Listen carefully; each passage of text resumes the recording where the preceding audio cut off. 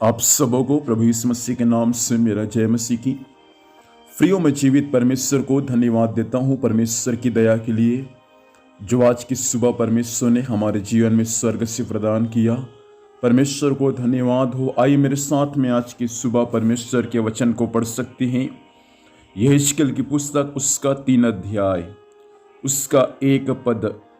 यहाँ ऐसा लिखा है, तब उसने मुझसे कहा, हे मनुष्य के संतान, जो तुझे मिला है उससे खा ले, अर्थात इस पुस्तक को खा, तब जाकर इस्राएल के घराने से बातें कर। परमेश्वर पिता इस वचन के माध्यम से हम सबों को आशीष दे। प्रियो, यहां पर परमेश्वर अपने दास यहेजकेल से बात कर रहा है। हमारा परमेश्वर जिसकी आराधना आप और मैं करते हैं, वो परमेश्वर बात करने वाला परमेश्वर है। यहां पर परमेश्वर यहेजकेल को दर्शन के द्वारा बातचीत कर रहे हैं। यहां पर परमेश्वर यहेजकेल को दर्शन में एक पुस्तक दिखा रहे, अर्थात बाइबल का वचन। और परमेश्वर जब यहेजकेल से बात किया तो कहता है, हे मनुष्य के संतान। देखिए परमेश्वर का बात करने का तरीका, परमेश्वर कैसे अपने दास से बात कर रहा है, हे मनुष्य के संतान। और यदि हम ऐसा कलीसिया में आज बात कर दे तो कलीसिया में आना ही बंद कर देगा।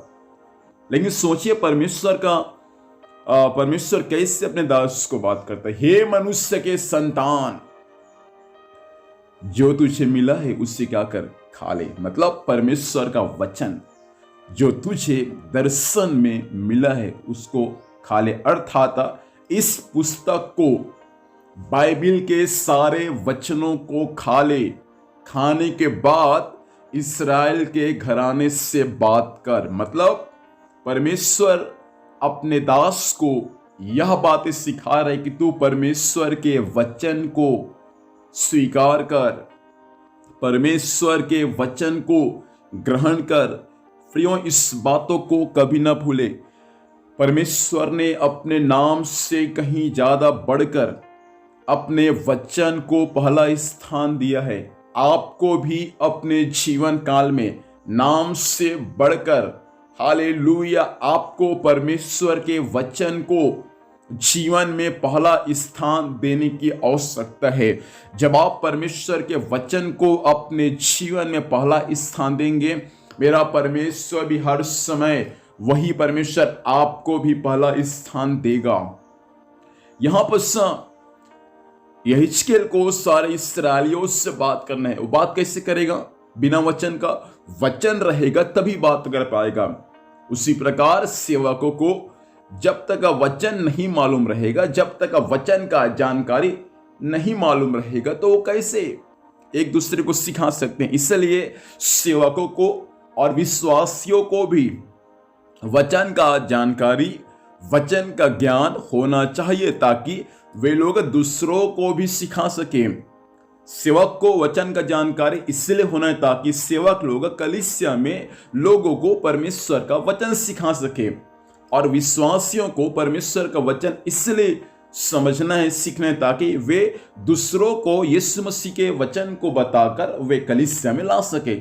इसका मतलब विश्वासियों को भी वचन की आवश्यकता है, सेवक को भी वचन की आवश्यकता है, ताकि एक दूसरे को क्या कर सके, सिखा सके। आज की सुबह के समय परमेश्वर हमसे यही कहना चाहता है कि जो वचन, जो बाइबल हमारे पास में है, इन दिनों में जितना ज्यादा हो सके बाइबल को पढ़ने वाले बन जाए। बाइबल के हर एक वचनों को सीखे, मनन करे, अध्ययन करे, और उस वचन को अपने जीवन में हम लागू करने वाले बन जाएं। खुदावंत इस वचन के माध्यम से हम सबों को आशीष दे। आइए प्रार्थना करेंगे। अनुग्रहकारी सामर्थी परमेश्वर पिताजी, हम यीशु के नाम से प्रभु आज की सुबह आपके सम्मुख में आते हैं। खुदावंत, हम धन्यवाद देते हैं आपके इस वचन के लिए प्रभु।